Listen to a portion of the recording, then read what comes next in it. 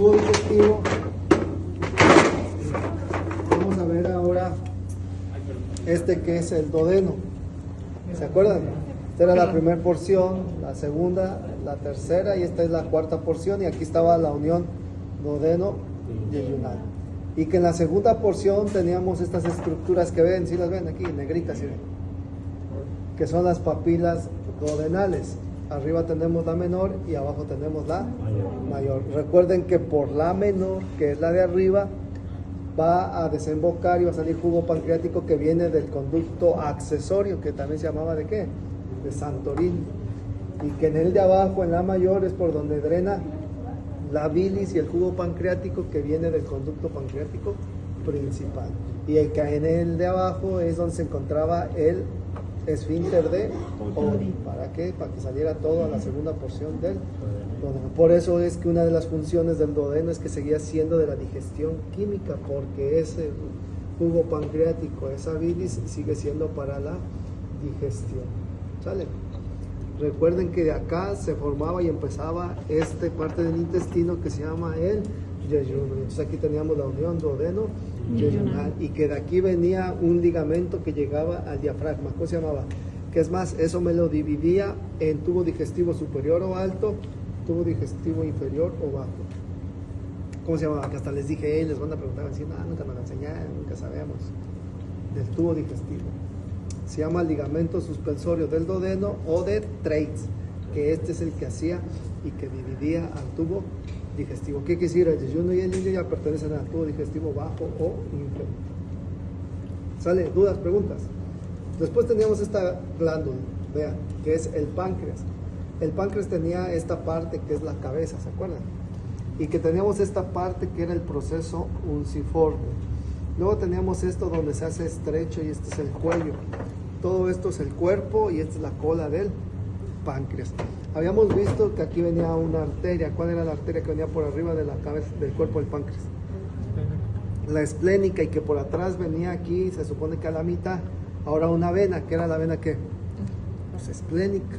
¿Sí? Acuérdense, por arriba la arteria y en medio la vena. Y que la vena venía y se unía y formaba esta. A ver, entonces, ¿cómo se llama esta? ¿Cómo se llama?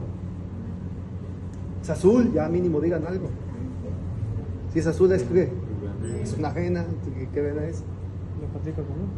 No. ¿La vena qué? Portahepática. ¿Quién formaba la vena portahepática? La esplénica. ¿Y esta cuál es la que viene aquí?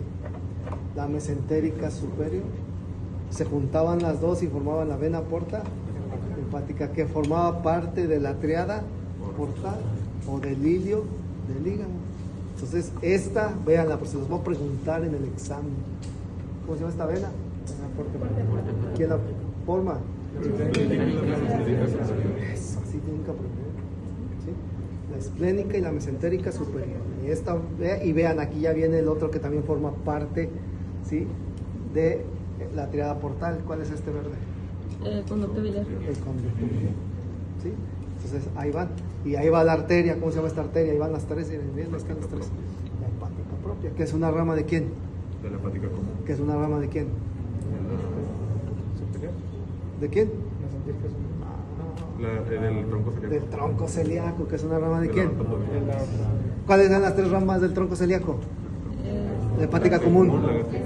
La gástrica izquierda. La esplénica. Ah, ya la aprendiendo. Entonces ya ven que es importante que se lo aprendan. Bueno, pues aquí veíamos que tenía dos conductos que llevaban el jugo pancreático.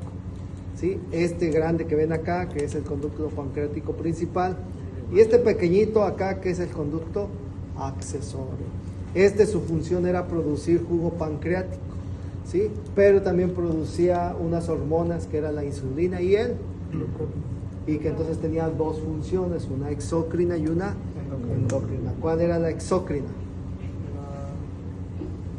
El jugo pancreático. ¿Qué estaba compuesto el jugo pancreático? A ver, digan. ¿De qué? De enzimas. ¿Cuáles? Dos. Amilasa y lipasa, que hasta les dije que si se elevaba, ¿cuánto ya daba pancreatitis? El triple.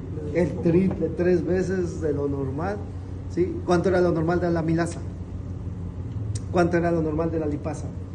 Ahí se los dije. Yo no me acuerdo que era 140, hasta 140. Y una hasta 110, ¿no? Sí, sí.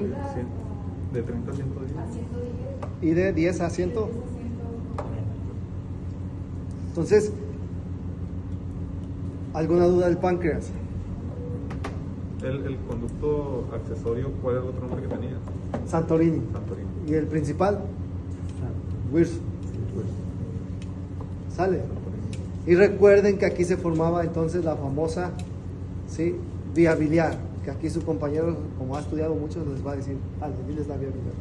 No me la sé bien, pero Tú, ahorita aprendemos todos. Tú pues puedes empieza en decir el hepatocito. en el hepatocito. El hepatocito pasa al conducto hepático derecho-izquierdo. No, antes. A los conductillos. A los conductillos, luego Al conducto hepático izquierdo-derecho. no, a los conductos interlobulillares, y ahora sí al conducto Izquierdo-derecho. izquierdo y derecho, y luego Al el izquierdo-derecho se juntaba y formaban el el conducto hepático común. Luego el común se unía con quién? Con el Cístico, y formaba el conducto biliar o colédoco, y ahí se unía con quién? con los- El pancreático principal, y formaban una ampolla que se llamaba la ampolla ¿qué?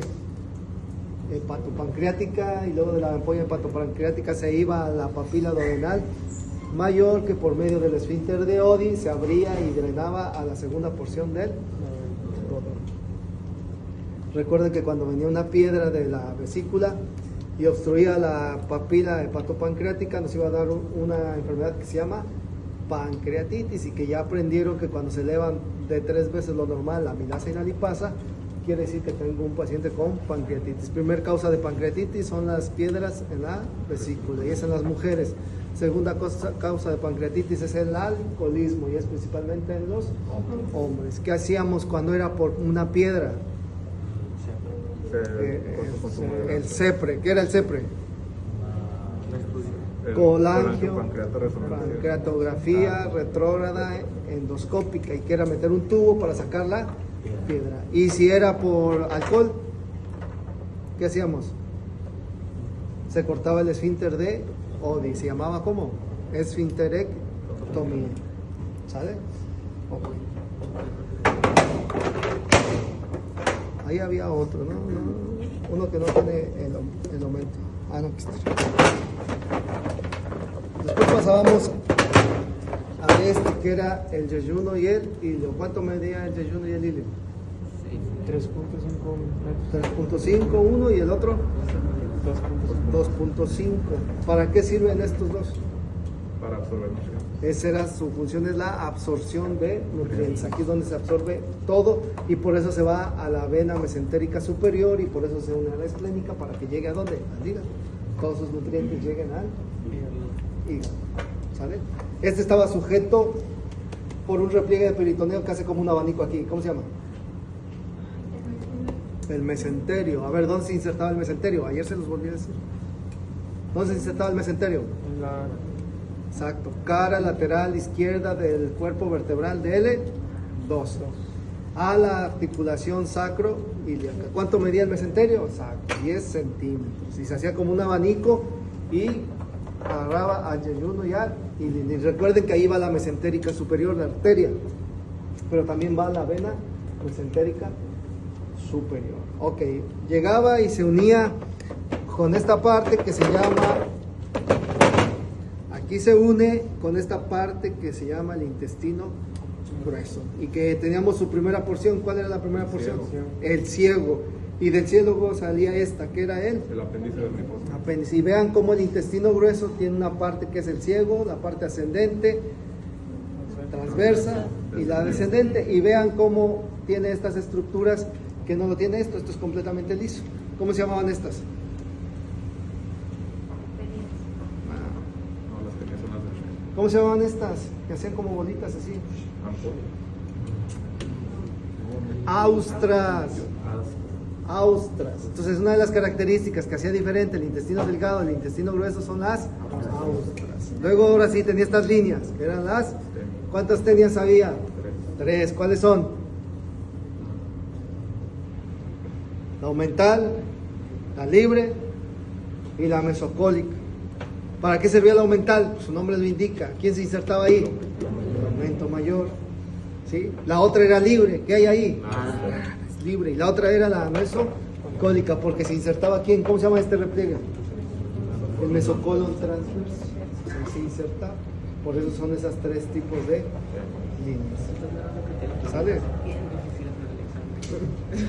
Y por último habíamos quedado, no se ven aquí, ahorita lo vamos a ver allá, que tenía como bolitas de grasa, ¿se acuerdan? ¿Cómo se llamaban las bolitas de grasa? Que estaban pegadas en las tenias. Se llaman apéndices omentales, que eran las tres características que lo hacían diferente. Tiene austras, tiene tenias y tiene apéndices omentales. Nunca se les olvide, pues les voy a preguntar en el examen. Sale, ¿dudas, preguntas? Nada, ¿todo bien? ¿Seguro? Sale. Y por último habíamos visto este órgano, que es el... Habíamos dicho que el riñón tenía dos caras, esta que era la cara anterior y esta que es la cara, tenía dos polos, superior y tenía dos bordes, lateral y que en el medial tenía esto. ¿Cómo se llamaba esto? El ilio. El seno renal, donde teníamos al ilio renal. ¿Quién formaba el ilio renal? Tres estructuras: vena y arteria renal y la pelvis renal. Entonces, vena, arteria renal y la pelvis renal. Sale. Después decíamos que esta está compuesta de una capa de grasa que no se ve así. ¿Cómo se llamaba la capa de grasa? La capa adiposa, ¿qué?